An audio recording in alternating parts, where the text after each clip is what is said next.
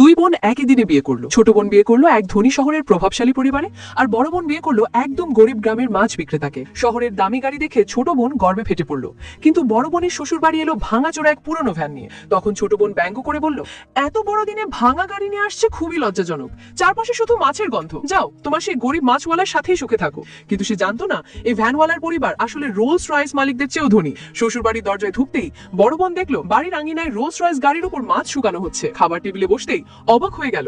সোনার চামচ, চপস্টিক, খাবারে সাগরের দামি ক্র্যাব, পাখির বাসার মিষ্টি, আর বড় বড় আবালন মাছ। সাথে এগুলো শহরের বিলাসবহুল হোটেলের খাবারের থেকেও ভালো। মেয়েটি সন্দেহে পড়ে গেল, স্বামীকে সত্যি শুধু মাছওয়ালা? ঠিক তখনই স্বামী তাকে দিল নতুন বরের উপহার, মাছের আসে মোড়ানো এক পুটলি। মেয়েটি ভেবেছিল ভিতরে হয়তো মাছই থাকবে, তাই বিব্রত মুখে হেসে দিয়ে নিল। কিন্তু খুলতেই চমকে উঠল, ভিতরে সোনার বালা ভর্তি। শাশুড়ি ভেবে নিল মেয়েটি এসব পছন্দ করছে না, তাই ছেলেকে বকতে লাগলো, তোর বউকে খুশি করার মতো কিছু আনতে পারলি না? সারা জীবন কৃপণতা করিস।